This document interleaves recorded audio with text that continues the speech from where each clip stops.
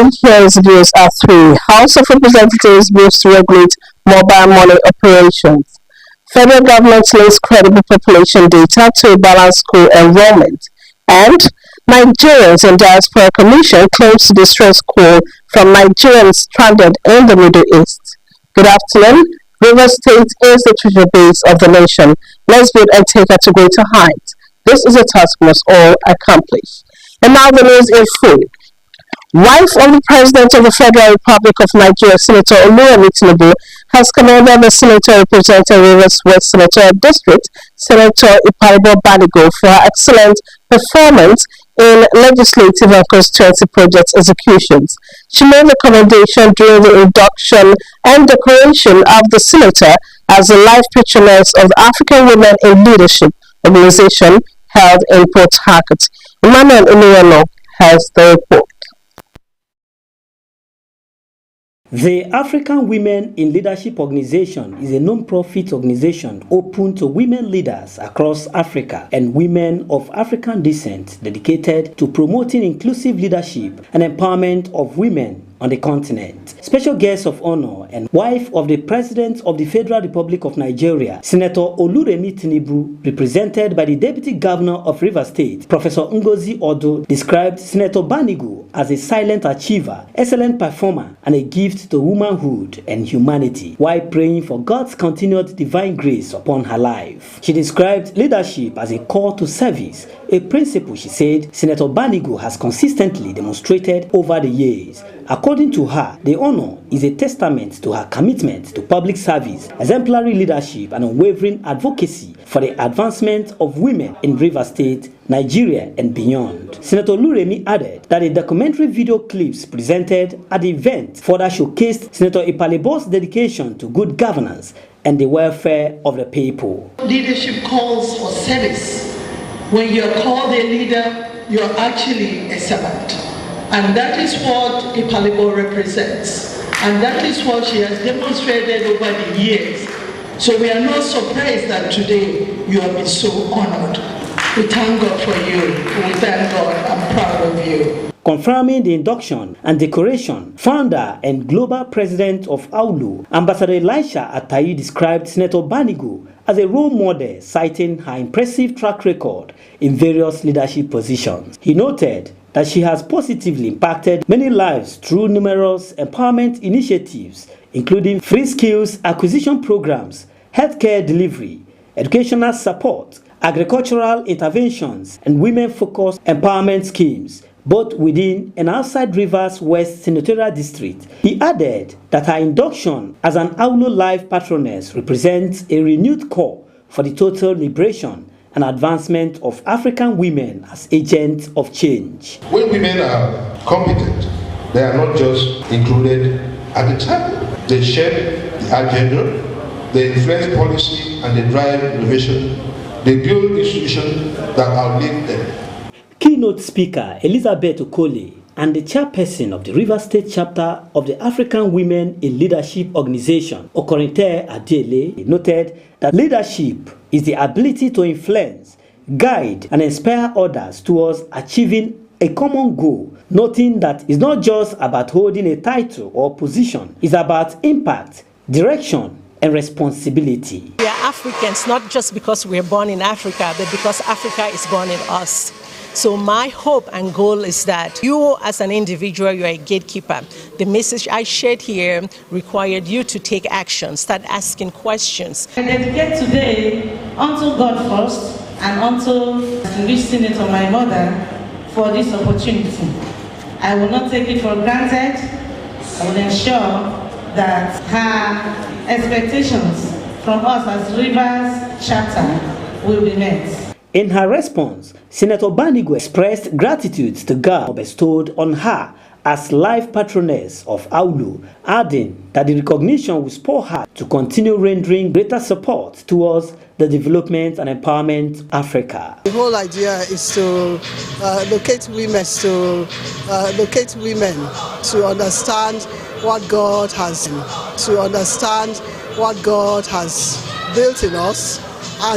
built in us, and to fire up what the capacity to fire of what the capacities for the good of us, for the good of our countries, for the good of our nations, our countries, for the good of our nations, for the good of humanity, for the good of humanity, not just our individual facts. What a coincidence and first of its kind, since the amalgamation of the Northern and Southern Protectorate, that this Over 10,000 religions, global believers and worshippers participate and are often enjoined to perform devotional activities such as prayer, meditation, or particular rituals. Indeed, in the condition of separate beliefs and faith, it was a coincidence for Muslim and Christian faithful to witness a memorable coincidence where the Muslim Ramadan occurs same day on the 8th of February 2026. Adia scriptural Abdulhamid and Dauda Suleiman Mogaji explain more. The Muslims and the Christians embark on fasting same day. This shows a kind of unity. It symbolizes harmony. God is trying to bring us together.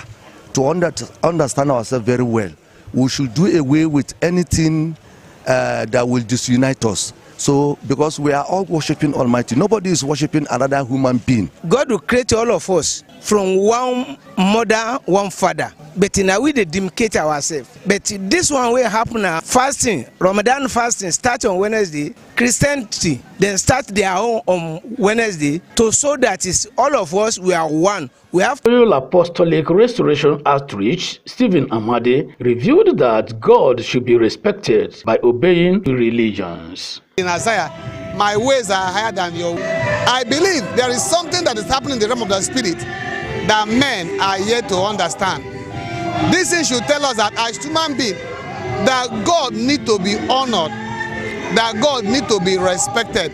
He controls time, heaven, and honor him as a God.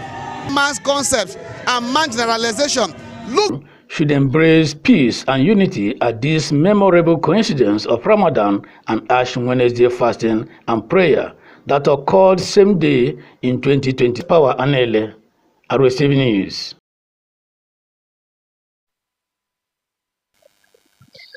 management of Rivers State Television has been commended for its commitment for providing a inclusive environment, facility, and improving the welfare of workers and workable tools to run the station. Chairman, Nigerian Union of Journalists, Rstv chapter, Dr. Justice Ihuo, made the commendation during a joint union meeting. Dr. Ihuo, who commended the management, stated that the Ambassador Paul Danbo-led management has done creditably in the areas of staff motivation, staff welfare, new innovations, infrastructure, and equipment. His commendations also appealed to the management to still look inwards to make amends in areas that could be an eyesore, and both unions to be efficient in the discharge of their duties. I need us to train our cameramen. The cameramen are well trained and they are told what to and what not to take. We want to believe that they will turn a new leaf. They will begin to hold periodic meetings to bridge the gap between us and them, and also to bridge the gap between management and staff. Maybe the attitude of the staff is weakening you people, but please, since you have taken up the job to do, try to be calling for meeting the way you are calling for meeting now. The meeting was the maiden joint meeting of the unions for the year. Melvin Jackson, Rstv News. Rivers State is the treasure base of the nation.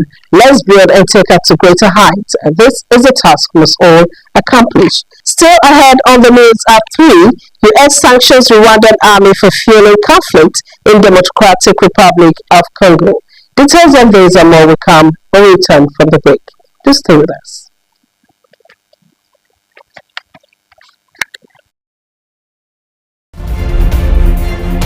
Rstv, your source for authentic coverage.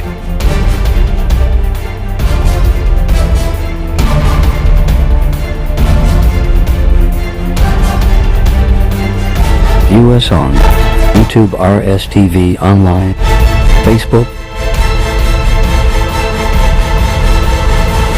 and GoTV at channel 142.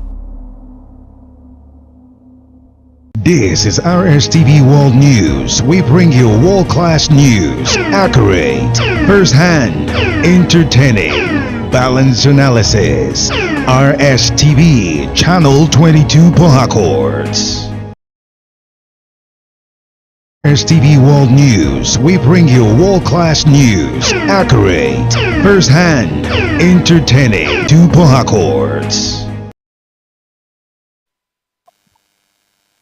Welcome back to the news.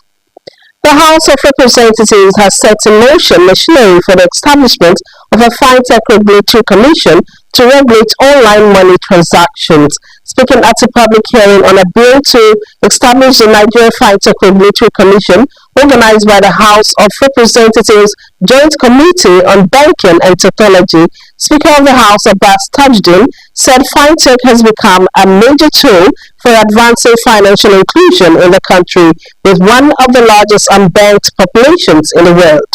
He warned that the Commission must not undermine the work of the Central Bank of Nigeria, the Securities and Exchange Commission, the National Information Technology Development Agency, NITDA, or the Nigerian Deposit Insurance Corporation, NDIC, but operates as a complementary mechanism and to refer to primary regulators in their core mandates as already established by law.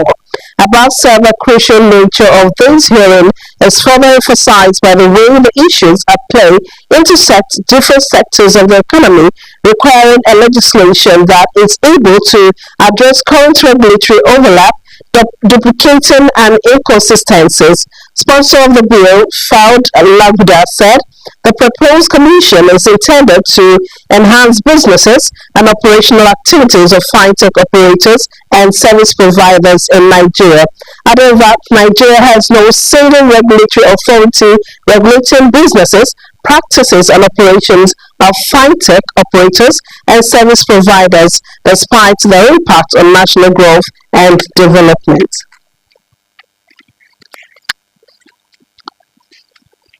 The Federal Ministry of Education says it has formalized a strategic partnership with the National Population Commission to integrate birth registration and demographic data into Nigeria's school enrollment and education planning system. In a statement by the Director of Press and Public Relations, Federal Ministry of Education, Barrowo Folashade X, the Minister of Education, Dr. Olatunji Alausi, said credible population data is essential for rational school siting, balanced teacher deployment, accurate enrollment projections, and equitable resource allocation. He noted that integrating birth registration into admission processes would promote proper age placement and strengthen the integrity of academic records. The minister emphasized that enforcement will follow expanded nationwide access to registration services to avoid creating unintended barriers for families. He highlighted the role of digital integration in improving transparency, tracking enrollment patterns, and identifying dropouts early.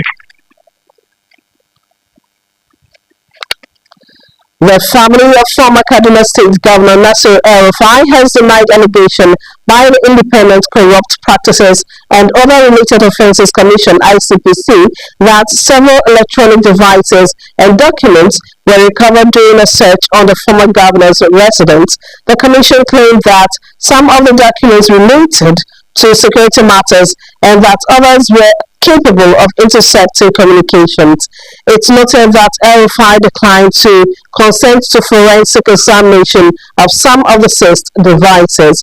Responding to the ICPC's allegations, El-Rufai's son, a serving member of the Nigerian House of Representatives, Mohammed El-Rufai, in a statement issued, accused the commission of attempting to weaponize his father's constitutional rights to remain silent by portraying it as a refusal to cooperate.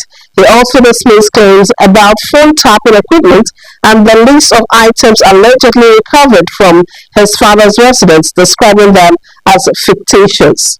He said ICPC also seized old discarded personal mobile phones, some dating back as much as 20 years, storing devices like flash drives and laptops, which are standard possessions of any 21st century citizen.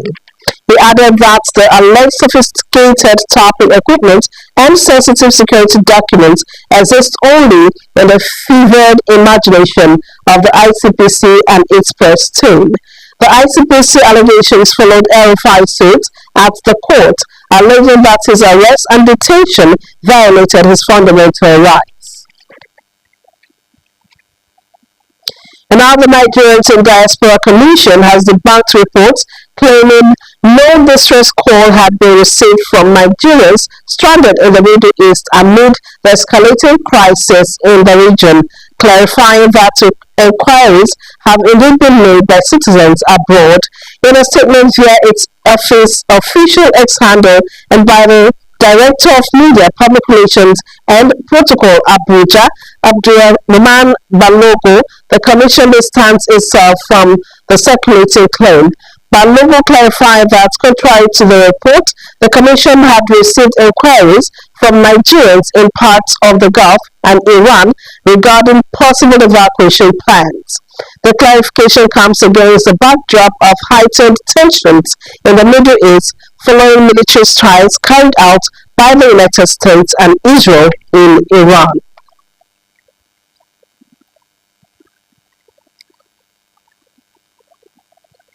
An economist, Paul Alaje, has warned that petrol prices in Nigeria could climb to about 1,000 naira per litre if the ongoing conflict involving the United States, Israel and Iran is not effectively managed. He added that sustained increases in fuel prices would raise production costs for manufacturers and push up the prices of goods in the short, medium and long term. Alaje further explained that rising crude oil prices could initially benefit Nigeria through higher export earnings, noting that oil-dependent economies often see revenue increases during global supply shocks. However, Alaje cautioned that the gains could be offset